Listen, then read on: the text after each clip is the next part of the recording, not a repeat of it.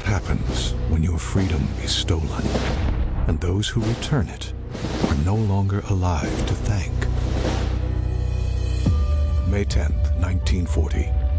Hitler's forces shatter more than 100 years of peace in Limburg, Netherlands. For 4.5 years, terror reigns. But the light of liberation is on the horizon. Lieutenant Colonel Robert Cole, Medal of Honor recipient, fights with bravery and sacrifice to help free a nation. Sergeant Jeff Wiggins, a man who escapes the poverty and racism of Alabama by joining the Army, nears the battlefront only to discover his new assignment, digging graves for his fallen comrades. But the story isn't only about American liberators. It's also about the Dutch people who refused to lose hope.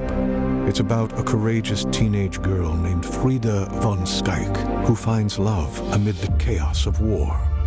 And it doesn't end with the war. What comes next is a story never told. A story about gratitude, a story about compassion, a story about love. Robert Edsel, #1 New York Times best-selling author of The Monuments Men, weaves history, love, and the human spirit into a remarkable, inspiring story of tribute and remembrance. Because in the end, we all hope to be remembered, somehow, some way, by somebody.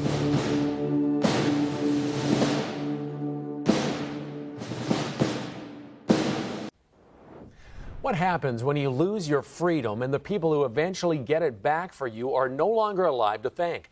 That is what's answered in the new book, Remember Us. This morning, author Robert Edsel joins us to talk about this follow-up to Monuments Men. Thanks for joining us this morning, Robert. Morning, Chris. Now, this book spans a 6-year period of World War II. You know, I was just at the National Monument in D.C., and you really realize how many Americans lost their lives during this conflict. You choose to follow 12 different soldiers in this book. How did you come up with those 12? It was quite a task. I mean, at the end of the war, there were 17,000 Americans buried at the cemetery. It was our largest World War II cemetery, mostly men, although there are 4 women buried there. And it was an extraordinary challenge to go through and find the most important stories that we could thread together. And it's quite a varied cast. I mean, we have a pair of twins that are both pilots that were allowed to fly together at the time, 101st Airborne paratrooper who was a Medal of Honor recipient, a black gravedigger. That story's never been told about World War II, the digging of these graves and the enormous difficulty and anguish these soldiers went through burying their comrades. A chaplain, and so on. But we tell the story through 2 women that I knew, one that I knew the last 8 years of her life that lived through this experience, who shared with me the story of American tanks coming over the hill to liberate them, and another lady who was the mother of 12, who documented all of these events and helped me from the grave. Yeah, it's those, first person, when they recount it, it's just jaw-dropping, some of the details they give, and really put you in the situation that they were facing back then.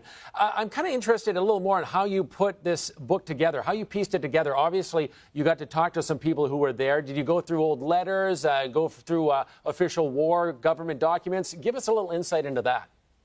Well, each soldier that's buried has an independent deceased personnel file, and there can be a little bit of information or there can be a lot. But more importantly, the 2 women, of course, one being a firsthand experience of having been there. And then this lady, the mother of 12, Emily Michels van Kesnick, who had these diaries and had photographs and really just kind of walked you through all the events of the war. And a lot of these people knew American soldiers. They were in the area for 4 months, kind of stuck between December 1944 and the spring offensive in March 1945. And that's part of the reason it took me 8 years to figure out how to tell this story, because it's an incredible story of gratitude and love and remembrance. The Dutch feeling such immense gratitude to the Americans for liberating them. They promised to watch over their graves, like the graves of these boys, like their own forever.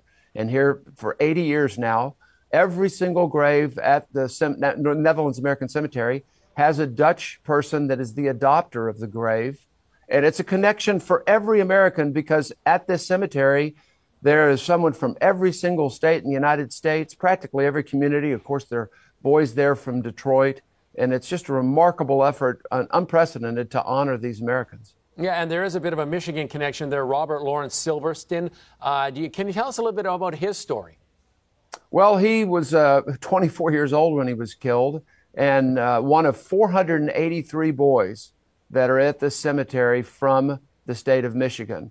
And the stories are all so tragic. You have boys from 16. As I said, there are 4 women that are there. One of the women was killed as an Air-Evac nurse that was killed when the plane crashed due to weather. So you have, the circumstances of life. It's not just all combat deaths. Sometimes just bad things happen to people with all the movement that was going on. And that, of course, is axiomatic to war. But this book takes us beyond where most World War II stories end. The United States, we win the war, we come home, we move on. But for so many Americans and the 483 boys from Detroit, there wasn't any moving on. They wouldn't come home, and those families, thousands of families in Michigan, would never be the same again. And that was something that the Dutch understood. We need to reach across the ocean and find a way not just to watch over these sons and daughters of Americans, but go into the homes and try and share what information we had about the boys that were in our homes and do what we can do to try and assuage their anguish.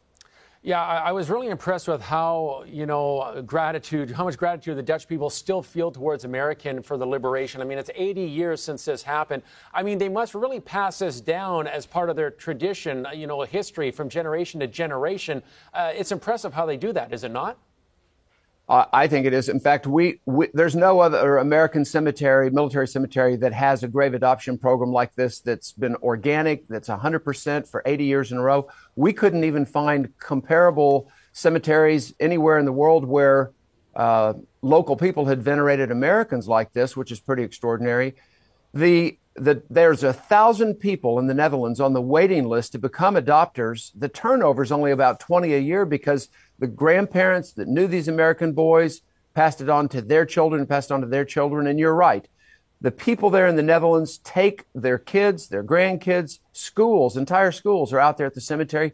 This is a place that certainly has a somber element with 8,300 gravestones and 1,700 names on the walls of the missing, a total of 10,000 today. But it's a place that is full of life because they are drilling into their children. You have your freedom. You're able to go where you want to go and say what you want to say because it was paid for by the lives of these men and women that are buried there. And they are out there every single day.